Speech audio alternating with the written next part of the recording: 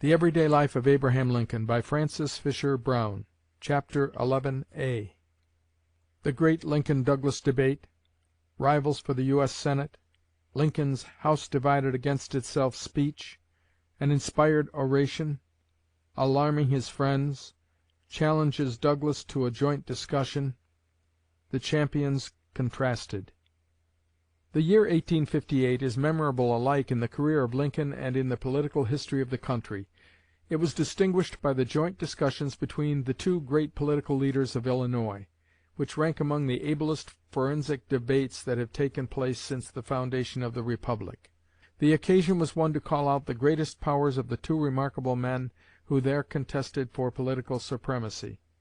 It was not alone that Lincoln and Douglas were opposing candidates for a high office, that of Senator of the United States. They were the champions and spokesmen of their parties at a critical period when great issues were to be discussed and great movements outlined and directed. It was naturally expected that the winner in the contest would become the political leader of his State. Little was it imagined that the loser would become the leader and savior of the nation. On the 21st of April, the Democratic Convention of Illinois met at Springfield and announced Stephen A. Douglas, then United States Senator, as its choice for another term.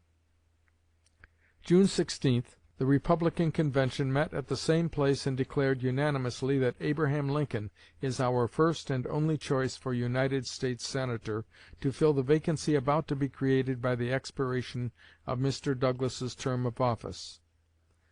For a number of days previous to the meeting of the Republican Convention, Lincoln had been engaged in preparing a speech for the occasion. It was composed after his usual method, the separate thoughts jotted down as they came to him on scraps of paper at hand at the moment, and these notes were arranged in order and elaborated into a finished essay, copied on large sheets of paper in a plain and legible handwriting. This was the speech which afterwards came to be so celebrated as the House Divided Against Itself speech. Lincoln was gravely conscious of its unusual importance, and gave great care and deliberation to its composition. The evening of June 16th, the day of his nomination by the convention, Lincoln went to his office, accompanied by his friend Herndon, and having locked the door, proceeded to read his speech. Slowly and distinctly he read the first paragraph, and then turned to Herndon with, "What do you think of that?" Mr. Herndon was startled at its boldness. "I think," he said, "it is all true, but is it entirely politic to read or speak it as it is written?" "That makes no difference," said Lincoln. "That expression is a truth of all human experience. A house divided against itself cannot stand. The proposition is indisputably true, and has been true for more than 6,000 years. I want to use some universally known figure, expressed in simple language, that may strike home to the minds of men in order to rouse them to the peril of the times." Mr. Herndon was convinced by Lincoln's language, and advised him to deliver the speech just as it was written. Lincoln was satisfied, but thought it would be prudent to consult a few other friends in the matter, and about a dozen were called in. After seating them at the round table, says John Armstrong, one of the number, he read that clause or section of his speech which reads, "A house divided against itself cannot stand," etc. He read it slowly and cautiously, so as to let each man fully understand it. After he had finished the reading, he asked the opinions of his friends as to the wisdom or policy of it. Every man among them condemned the speech in substance and spirit, especially that section quoted above, as unwise and impolitic if not untrue. They unanimously declared that the whole speech was too far in advance of the times.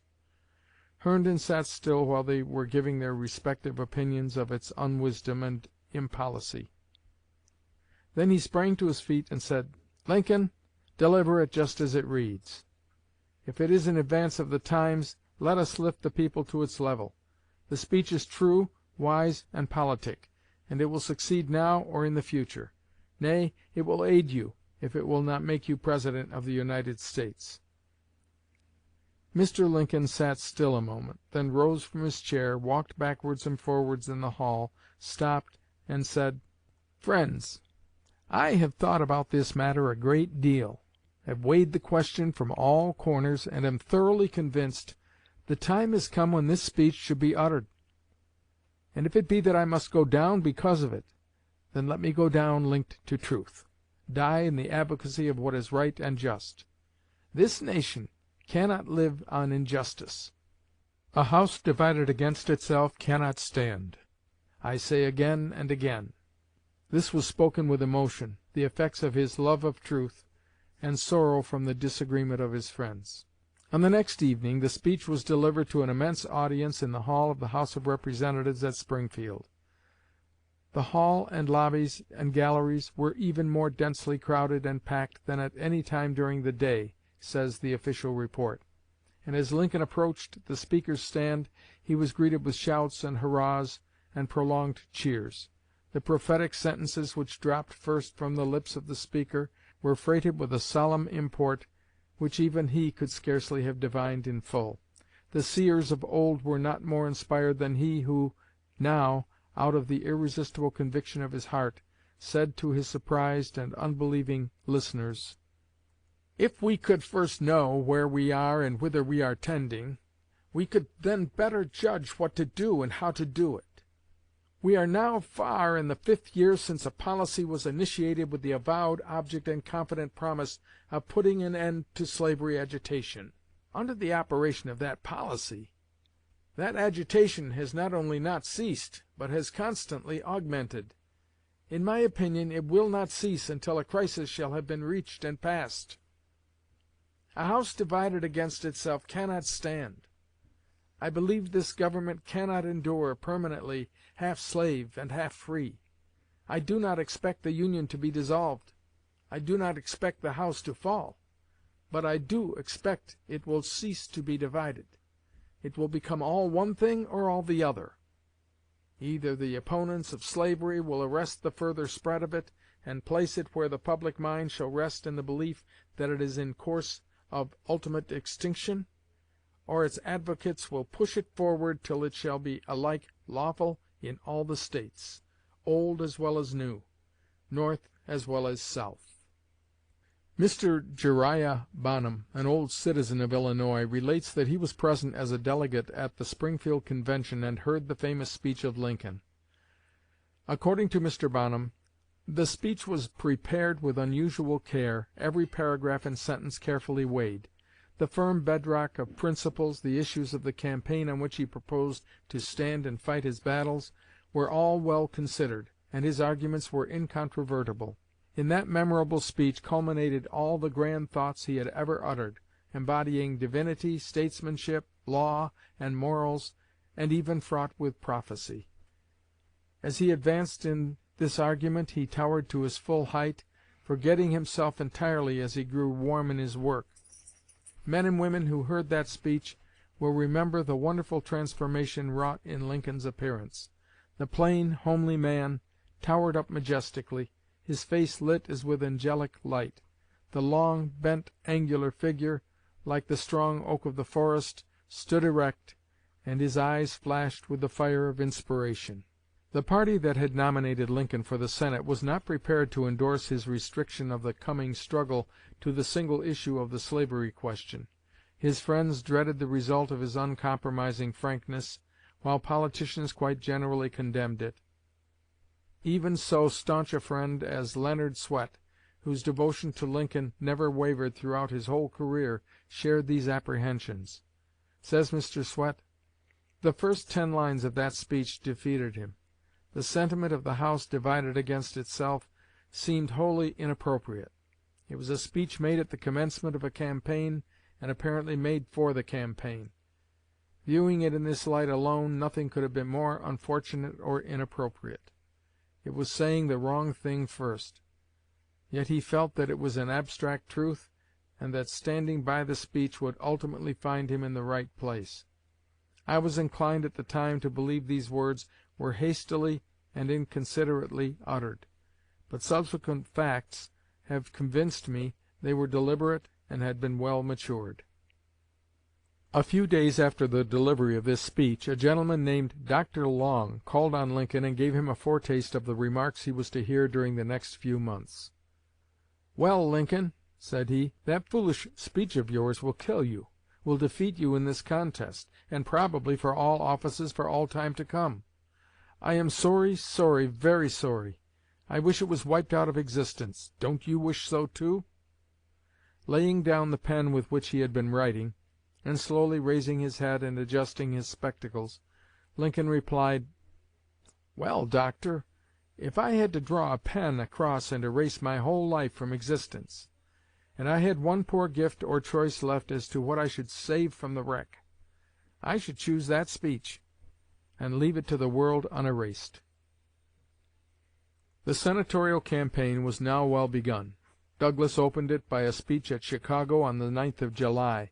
Lincoln was present, and on the next evening he spoke in reply from the same place, the balcony of the Tremont House. A week later Douglas spoke at Bloomington, with Lincoln again in the audience. The notion of a joint discussion seems to have originated with Lincoln, who on the 24th of July addressed a note to Douglas as follows: Hon. S.A. Douglas, My dear Sir, will it be agreeable to you to make an arrangement for you and myself to divide time and address the same audience as during the speech canvass? Mr. Judd, who will hand you this, is authorized to receive your answer, and, if agreeable to you, to enter into the terms of such arrangement. Your obedient servant, A. Lincoln. The result of this proposal was an agreement that there should be a joint discussion between the two candidates in each of the 7 congressional districts in which they had not both already been heard. Places were named and dates fixed extending to the middle of October. It was agreed that the opening speech on each occasion should occupy 1 hour, the reply 1 hour and a half, the close half an hour, and that Mr. Douglas should have the first and last voice in 4 of the 7 meetings. The champions who were thus to enter the lists in a decisive trial of forensic strength and skill are forcibly contrasted by Mr. Speed, who says, "They were the respective leaders of their parties in the State. They were as opposite in character as they were unlike in their persons. Lincoln was long and ungainly. Douglas was short and compact. Douglas in all elections was the moving spirit and manager. He was content with nothing short of a blind submission to himself. He could not tolerate opposition to his will within his party organization. He held the reins and controlled the movements of the Democratic chariot. With a large State majority, with many able and ambitious men in it, he stepped to the front in his youth and held his place till his death. Lincoln, on the other hand, shrank from any controversy with his friends. His party being in a minority in the State, he was forced to the front because his friends thought he was the only man with whom they could win. In a canvass his friends had to do all the management. He knew nothing of how to reach the people except by addressing their reason. If the situation had been reversed, Lincoln representing the majority and Douglas the minority, I think it most likely Lincoln would never have had the place. He had no heart for a fight with friends. The Hon. James G. Blaine has given a masterly description and analysis of the comparative powers of the two illustrious debaters. Douglas, says Mr. Blaine, was everywhere known as a debater of singular skill. His mind was fertile in resources. He was a master of logic. No man perceived more quickly than he the strength or the weakness of an argument, and no one excelled him in the use of sophistry and fallacy. Where he could not elucidate a point to his own advantage, he would fatally be clouded for his opponent. In that peculiar style of debate which in intensity resembles a physical combat, he had no equal. He spoke with extraordinary readiness. There was no halting in his phrase. He used good English, terse, vigorous, pointed. He disregarded the adornments of rhetoric, rarely used a simile. He was utterly destitute of humor, and had slight appreciation of wit. He never cited historical precedents except from the domain of American politics. Inside that field his knowledge was comprehensive, minute, critical. Beyond it his learning was limited. He was not a reader. His recreations were not in literature. In the whole range of his voluminous speaking, it would be difficult to find either a line of poetry or a classical allusion. But he was by nature an orator, and by long practice a debater. He could lead a crowd almost irresistibly to his own conclusions. He could, if he wished, incite a mob to desperate deeds. He was, in short, an able, audacious, almost unconquerable opponent in public discussion. It would have been impossible to find any man of the same type able to meet him before the people of Illinois. Whoever attempted it would probably have been destroyed in the first encounter. But the man who was chosen to meet him, who challenged him to the combat, was radically different in every phase of character. Scarcely could two men be more unlike in mental and moral constitution than Abraham Lincoln and Stephen A. Douglas. Lincoln was calm and philosophic. He loved the truth for the truth's sake. He would not argue from a false premise, or be deceived himself or deceive others by a false conclusion. He had pondered deeply on the issues which aroused him to action. He had given anxious thought to the problems of free government and to the destiny of the Republic. He had marked out a path of duty for himself, and he walked it fearlessly. His mental processes were slower but more profound than those of Douglas. He did not seek to say merely the thing which was best for that day's debate, but the thing which would stand the test of time and square itself with eternal justice. He wished nothing to appear white unless it was white. His logic was severe and faultless. He did not resort to fallacy, and could detect it in his opponent and expose it with merciless directness.